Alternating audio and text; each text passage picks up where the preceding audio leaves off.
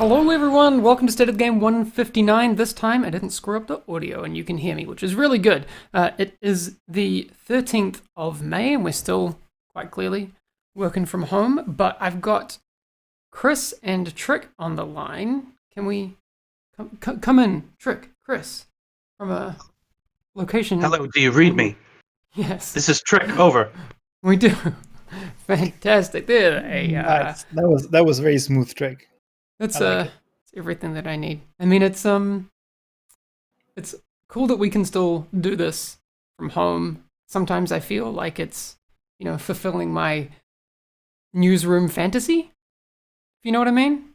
Like, But did you get to be both like the camera controller and on screen at the same time? Newsrooms don't do that. No, I more mean that we like reporting live from Trick's house.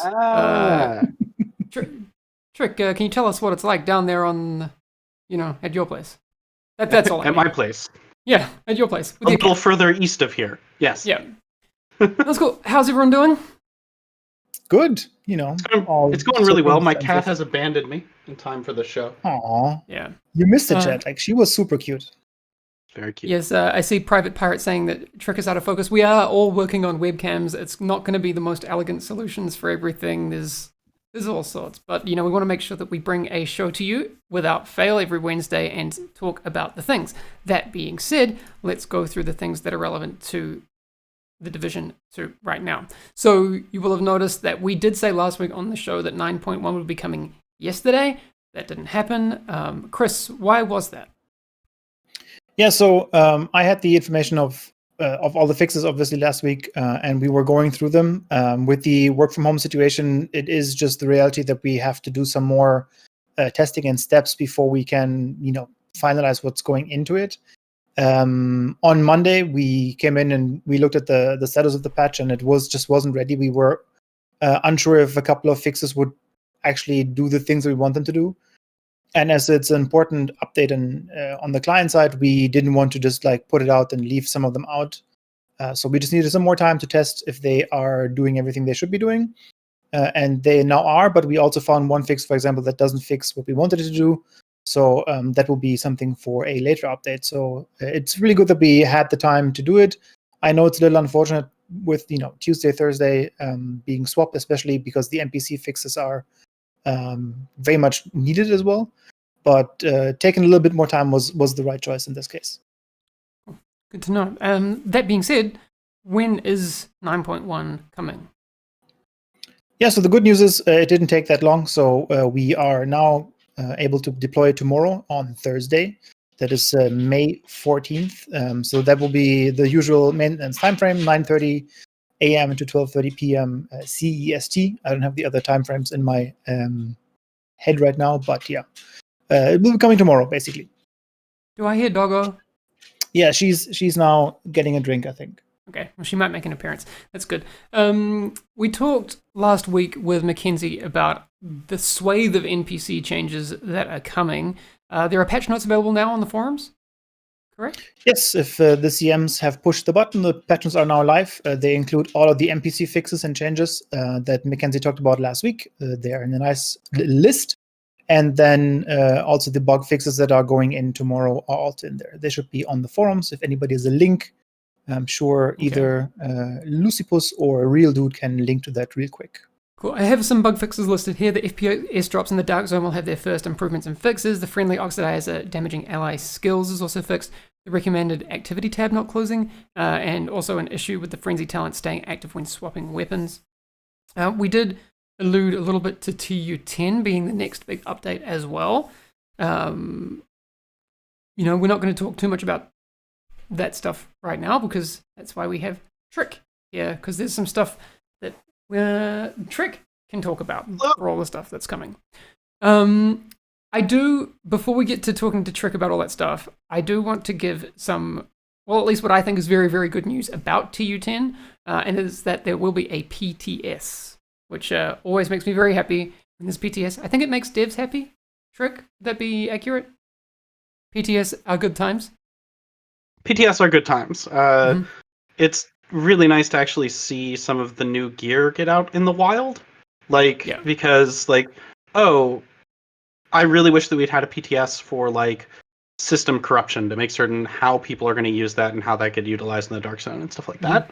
And so since we have a bunch of changes to talents coming and some new gear, like just having the opportunity to be like, okay, how people use this, particularly people who are very, very good at the game. There's a really important point. Chris, with the PTS, from a ComDev's perspective, what are you most looking forward to? What will you be looking for? How will you use what people are doing on the PTS to make TU10 as good as it can be? Yeah, so first off, what is the PTS maybe as well? Because I know some people that might be watching don't know what it is. So it's a public test server. That means we are deploying an update that is not live on all servers to that specific server. Access to it will be as it was in the past for PC players only. So if you own the game on PC, you can join the PTS. Again, we know that console players would also like to get their hands on these things. It's a little bit more difficult with that because for a PTS for consoles to be the reality, we have to certify all of the builds that we upload. So we have to talk to Microsoft and Sony and Google and make those things happen. And it just takes more time. And the PTS are always trying to be very agile and quick testing phases. So we could have 3 days of a build, test it out, get it verified by you guys, played by you guys, and then make changes. And if we always have to wait for the verification from third parties, it's just not quick enough, and it would just delay things even more. So it is only going to be on PC, but if you have the game, you can join that server. From our point of view, from community and all that, we definitely have a couple of very good plans for the PTS. We want to make sure that this time, and we did this for the TU6 PTS as well, we want to make sure that you guys know exactly what you should be testing. So a very clear, I want to say, bucket list maybe of, first 2 days is bug fixes or bug testing. We really go in and just try if the fixes that we have deployed are working, if you find anything new, if you find anything that is broken, all that stuff. And then we'll go through, as Trick has said, if there's new gear, new talents, new whatever it is, balance changes, that will be focused as well. We do want to give you a patch notes list that is as complete as it can be. As it is a PTS, that might be not super accurate because obviously some things are just being developed right now. So we might not be able to get the perfect patch notes out there. But the goal is really to have a very, very good PTS by committee, by us doing looking at the data, but also by the community giving us feedback on, again, bugs, on balance, and all that stuff, but very focused on certain areas. So there would be probably waves, and if we can do it, we also do surveys. They were so in the past, a little bit difficult to judge because obviously some people just want to give us their opinion, which is totally fine. But if you haven't played on the PTS and then fill out a survey that is very focused on the PTS, it dilutes a little bit the feedback on what we need from PTSs. But more information on when exactly it's coming and all that stuff is going to be coming very soon. Okay, cool. We don't have a date for the PTS and all that sort of stuff just yet. I guess in the coming weeks, Chris will be getting that out. Yeah, it's also because obviously, as I said, like last week and the weeks before, if there is a PTS, we will likely have for it to be an impact to make sure that the timelines work, right?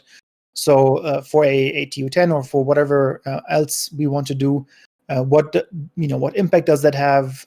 What do we have to move in timelines? What is the needs from the build system and all that stuff? So there's still things to be figured out before we can publicly say when everything will be happening, but it shouldn't be too long away to at least tell you some dates.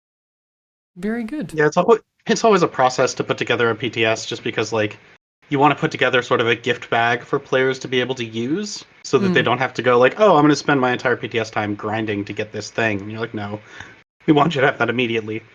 And so you have to do some bespoke work for any time that you're doing a PTS and each wave of it usually. So it's just a bit. Yeah, it is a thing. I think a lot of the work that goes into putting a PTS goes unnoticed. So I'm very excited that the dev team are putting that together because I think it's really good for the health of the game going forward, which is extremely important at any time, but especially right now. Trick, we are very excited to have you on the show today because there's been a lot of your stuff going into the game lately. Can you give us a bit of an overview of what's been going on for you? Oh my God. So like a lot of the stuff we've been looking at is like the seasons have been going really well. They've been well received. Although like one of the funny things about putting time trials into the game as like such a featured like bit is like, oh man, every time there's a pain point or like a particular frustration of like, oh, this enemy is rude as hell. Hey, does anyone notice that like the hyena SMG dude is just a jerk? Yeah. And sometimes behaves very unreasonably. Which I think is in one of the 9.1 fixes, is fixing a particular behavior that's really wild. Those get surfaced and become much more frustrating when you're like, ah, man, I've got to get 12 minutes to beat this mission, and this controller is sitting in the back, totally unable to be hurt, because they're just hiding. And so it's been a rough internet. But like, what's also been good is that people have really enjoyed. One of the consistent pieces of feedback is that like the season manhunt itself, and also the discussion surrounding like Jupiter and her crew, has been really nice. Of like, oh yeah, yes, you're playing control points. They're cleaners inside of DC. Like all of that. Oh, are we the baddies? Gets asked about the division, and what's funny is like, it needs to. Like that is a question that is being asked by the existence of the rogues, and I'm really glad that conversation happens. Now, like, Keener's a genocidal psychopath, but like, it's nice to see characters who have both.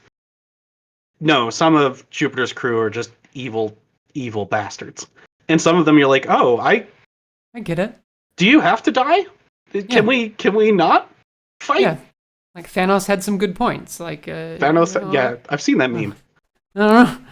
It reminds me actually of if you are looking for things to watch during lockdown, Walking Dead got good again at season 9. What? Season 10. I know. But it's that question, right? Are we the good guys? Actually? I don't know. I like it.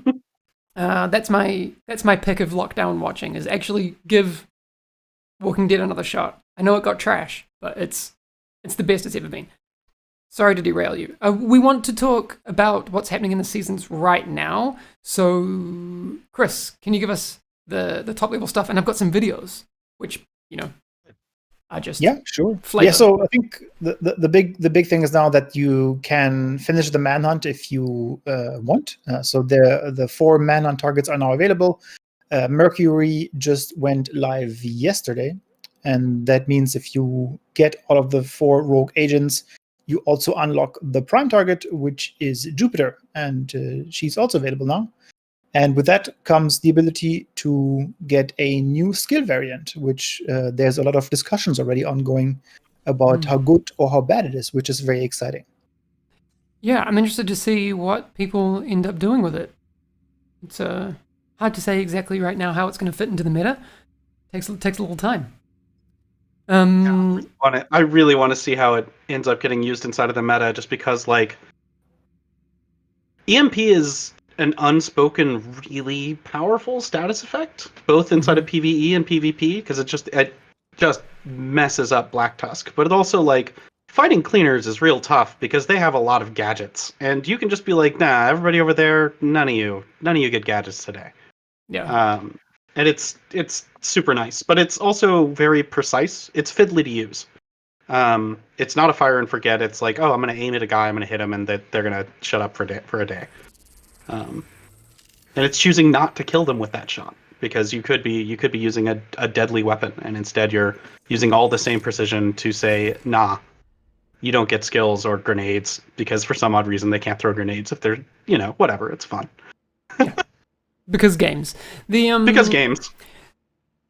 The thing that gets me thinking is like, well, this is not the only season that we're going to have. There's obviously other variants coming down the road. I'd love to hear from the community what they either think those would be or what they would hope for.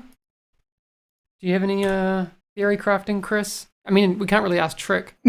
No, you don't ask me to theory craft. It'll give some credence to exactly what those are. Someone saying revive Sticky. Oof. Bring back smart cover. Please do not bring back smart cover.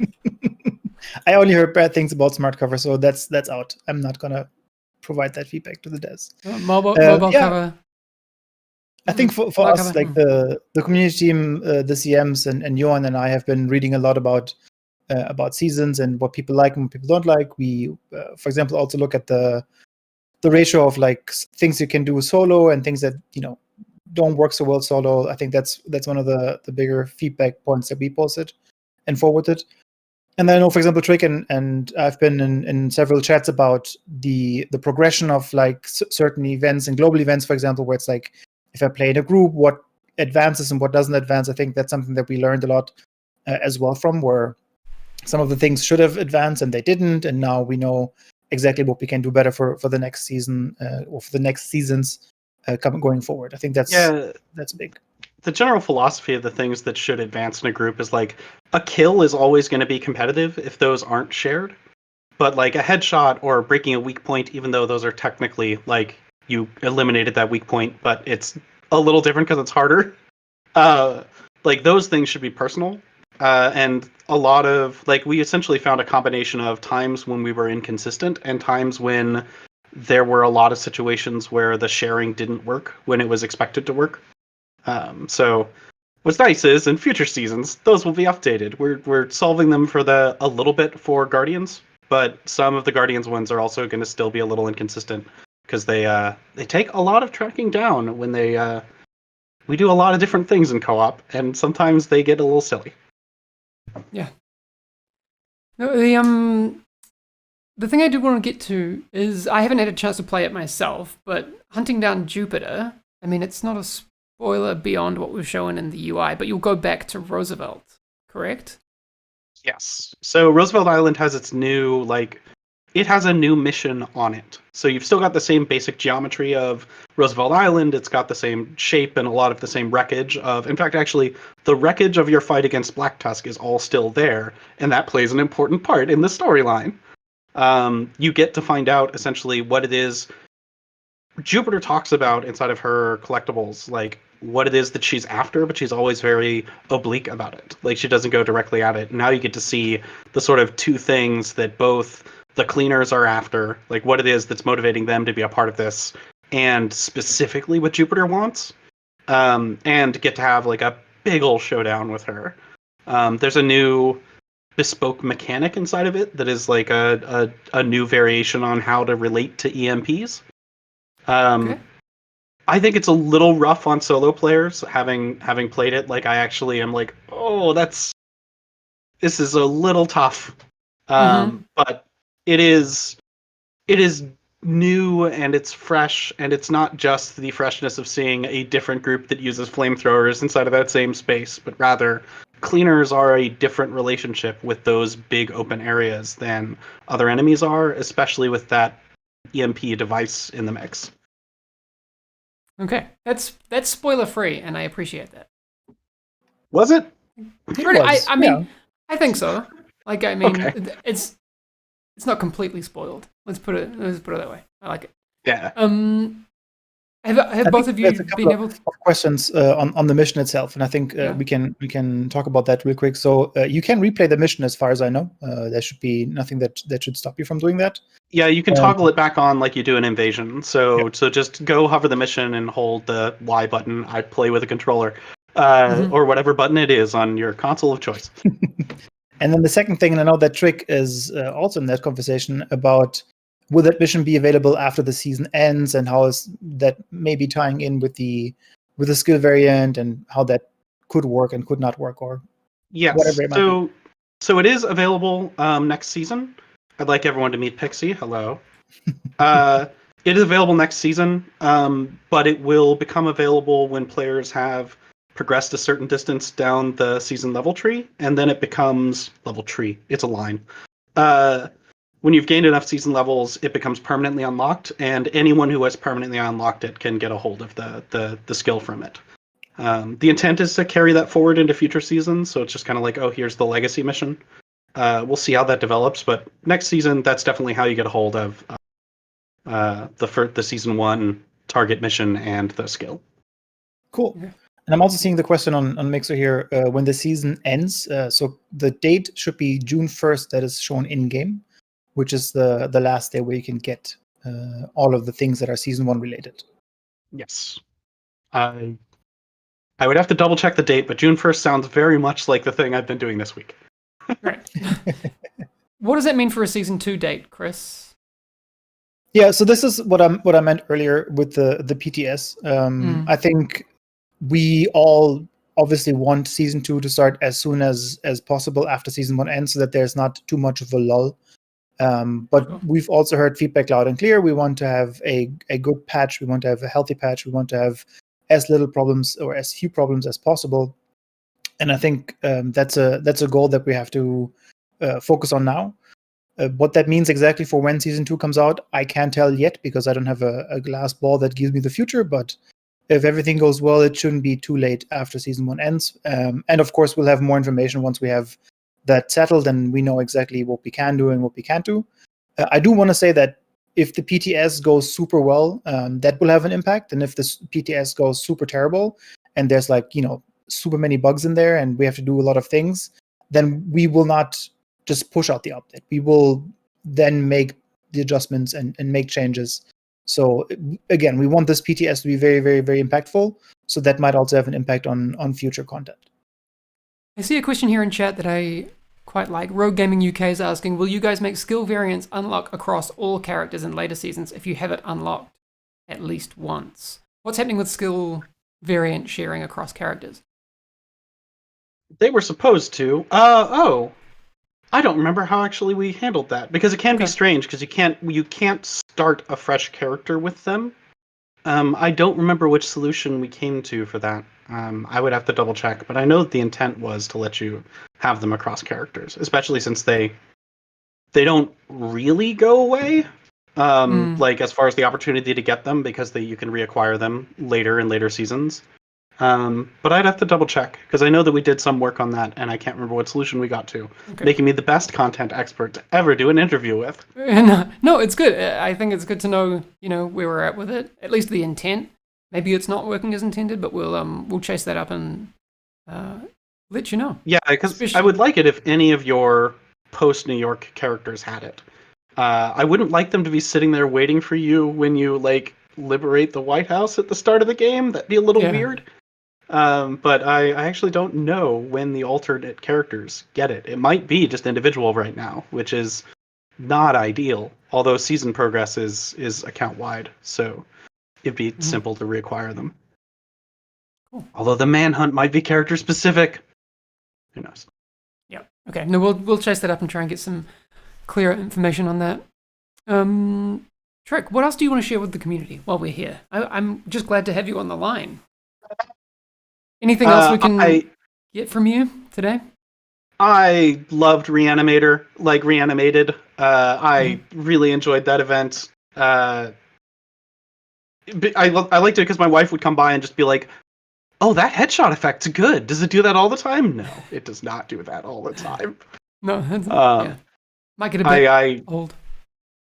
I was stupidly fond of it. I wish that there were more excuses to leave it on, or other like generally with the global events. I've been like, oh man, I wish that there were a way to. Okay, well this will be fun. I'll say Kenley College.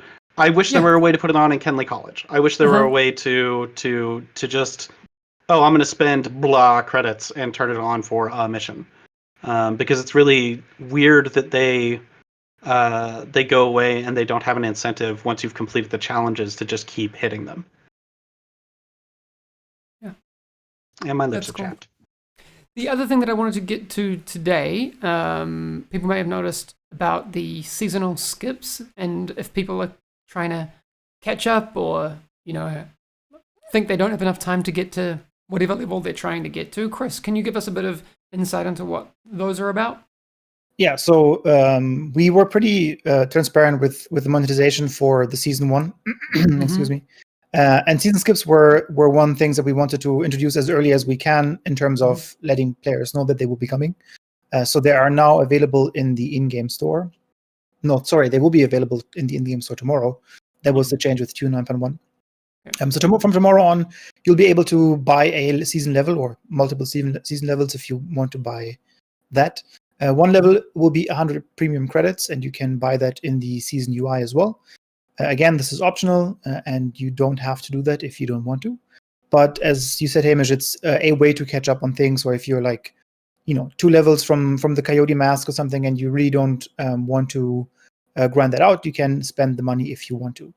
I want to mention that this is also the way forward, so that will likely be in season 2 as well. One thing that changes, and I just want to mention it here now as well, that in season 2 there will also be a season pass, and in that case, that season pass will be paid as well. So you'll have seasonal skips, and you'll have the premium pass that is called season pass that will be monetized in the seasons going forward. Cool. No, I think that's important to share. We did talk about this long before the seasons even started. So when we get to season 2, we'll make sure that we do a refresher on that as well, so people understand exactly what to expect for season 2, because it is slightly different from season 1 and exactly, which we talked about before season 1 even started. Chris, anything else we need to get to today before we move on? I would like to kind of just go back to the PTS stuff just quickly, because I think that's really important, and the next kind of big thing after tomorrow on the horizon. What can people do to either get involved, find out more, etc.? So there's a question on Mix as well, like on how many raids we are planned, and if Trick can answer that. Trick has not done raids, if I'm not mistaken. That's been on C, our partner studio in France. So the second raid, because it's been a topic, and I want to just mention that as well, is still planned to go out in the timeline that we mentioned before, so spring. We, again, will give you enough heads up to be active in the game if you want to participate in the raid. So I want to say at least 2 weeks before it comes. We don't have an exact date. Again, the PTS will also affect that. I just want to put that out there because, feedback was last time when we had Operation Dark Hours come out that a huge balance pass just before the raid wasn't very popular, because you had to relearn a lot and reacquire builds and all that stuff. So that wasn't really fun for some players, and we want to avoid that, and we can now with the PTS. Again, when we have news, when we are certain that it will be coming at this specific date, we will let you know. On the PTS side itself, so again, TU10 is the next big title update, the next big patch. We will have a PTS, a public test server for that on the PC platform. And the plan is to have really focused testing on the balance and the bug fixes and all that stuff. That will likely also mean that the raid will not be on there. So just as a heads up, if it changes, we'll let you know. But we think it's going to be more fun if people can experience it when it's live on our platform at the same time. We don't want anybody getting a preview of the raid mechanics and solving it and all that stuff. Like, the fun of it is that race to world's first, and that kind of gets defeated if it's on PTS. Yeah, I agree. And I think that's the big one, right? So the PTS is going to be the next big hit. I don't know if we can talk about dates next week already. As I said, it's going to be dependent on how quickly we can drum up the build and all that stuff, and also give you information of what's in it, right? Like, it doesn't help if the devs are actually performing magic tricks and get that thing ready, and we don't have anything to tell you. Like, there's going to be PTS with changes. Who knows? So keep a little bit of your patience left for us. But when we have something more, we'll let you know next week. Perfect. All right. Thanks, guys. We'll be looking at chat for questions and that sort of stuff while we're sticking around for a few more minutes, but I want to go through a couple of agent highlights for the week. A returning one, which I very, very like. The username OfferInIdia is very familiar over the past few weeks because they've been creating some really cool modeling clay stuff, but this one is, I've been trying to wrap my head around how this eagle bearer has been made. It's insane. I want one. I don't know what else to say. It's very cool. Crazy detail. I mean, I'm assuming a lot of this is 3D printed. I saw on their Twitter that they had 3D printing images. So some of it's been 3D printed, but I want to know that central part, the part that you put your hand on that looks like a gun part. Like, how much of that is fabricated? Does it meet up with a actual market material? Like, I've got so many questions about how this thing was made. Yeah, I saw on the Twitter, which if you are interested in going, is up in the upper right-hand corner there. There's a base model, like a product that they've built this on top of, but it's flawless. It's super cool. Insane. I want to move on to our next one for the week. But Elwood, oh, wait, I went to the wrong one. It's coming. Here it is. Elwood, digital painting extraordinaire, is looking sick. Actually, Trick, you were saying before that a lot of people kind of, photo bash these things together. It doesn't look like that's what's happened here. Yeah, I loved watching the Valhalla announcement stream for Assassin's Creed because it was just like, this is how people make concept art. This is like how it is done, and they're just grabbing the materials and slapping them on there. But this is like painterly, and I love it. Beautiful. I love the reflection in his. I'm pointing at where my screen is, in the goggles on the gas mask. Like the details, so good. Insane, super cool, beautiful color theory and everything. It's Charles, yeah, you've outdone yourself. Very cool. To me, it's also like a throwback to like the Ghostbuster movie. Like the stream of fire looks a little bit like the Canon stream. It looks really cool. It does look like a proton accelerator. It sure does. Proton pack. That's what those are. Don't cross the beams. Really cool. Wait, Trick, do you know if we're hiring any concept artists? Charles, I mean, probably. There's a link in the chat right now. Yeah, no, go.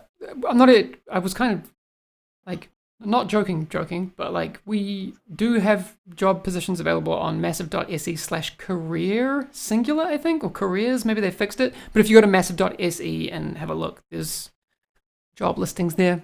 I 100% recommend moving to Sweden. Trick. I love it here. Yeah, okay. I'm a Texan who's very happy in Sweden. There you go. And yeah, we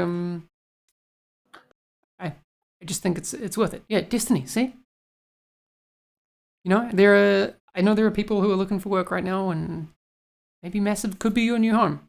So I've seen a couple more questions on the game, so just gonna go through them here. So the Delta issues on Asia servers, it's not specific to Asia servers, it's also some other regions. We're looking into these. So TU 9.1 will have more back-end fixes going out that will hopefully have an impact. Again, this is an issue that is very, very different from anything we've seen so far. And we actually had to add more tracking to find out what's happening. This is an ongoing process. It's also in the ticker. So we're looking into that and we're trying to fix that as soon as we can. We also see comments about the targeted loot being wonky or weird or changing after you, for example, finish a mission. We're looking into that as well. That should not be the case. Targeted loot should change once a day, and that's it. It shouldn't be any different targeted loot on different areas or regions or whatever. Like that's not the case. In terms of new content, yeah. In terms of new content, again, Season 2 and TU10 and what all that entails, we'll talk about when we are closer to revealing those things in terms of like when it's ready and when we're happy to have also some visuals, because I think having me talk about it gets kind of boring as well. And I think that's it from what I can see. Again, PvP also may be something that is being brought up as we talked about in the past when Bruce was on here and when Mackenzie was on here. Some of the TU 9.1 changes tomorrow will affect PvP. So, for example, the status effects will have PvP results, so it will change PvP things as well. And then with TU10, when there's a holistic look at the balance, that will also affect PvP. If there's anything else, we will let you know as soon as we have it. Yeah, I'm really interested to see the effects on PvP tomorrow. We'll see. Yeah, could be big, could be nothing. I don't know. I'm just interested to see what happens. Okay, that's all I've got for today. I see some people who are kind of lolling about like jobs. Like it dead serious. If you're interested in a job in Massive, go to the website.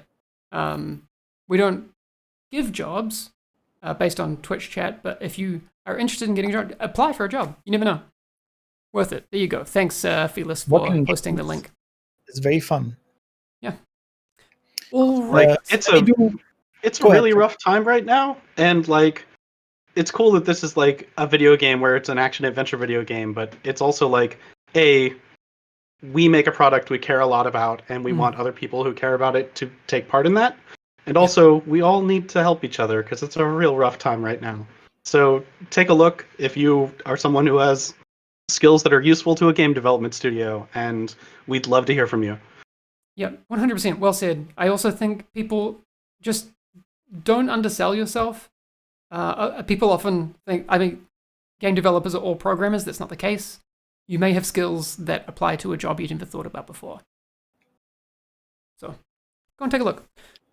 Two all right. more things before we close it off, because I've seen like discussions a lot around loot, and people have been probably missing a couple of the state of the games in the last couple of weeks. So TU10 is where we also look at loot quality and generosity and all that stuff. Again, we don't have any concrete changes ready to talk about yet. Otherwise, it would have not been Trick, but somebody else maybe. Once we have that, we'll talk about it again. As I spoiled it a little bit, Nikki has been working on some of the topics that have been brought up quite frequently, like container loot and how that's purple and all that stuff. So we will have more details on that when it's ready. And then the second thing that I saw is like crossplay, because it's on Stadia now. That is not something that will likely be happening for the consoles anytime soon. The game wasn't made with crossplay in mind, so the efforts to make that happen would be quite big. I think we mentioned that previously as well, but I see it come up every now and again, so I just wanted to mention that as well. Perfect. All right, that's I think going to wrap it up for today. If you want updates about what's happening in The Division, go to twitter.com/thedivisiongame.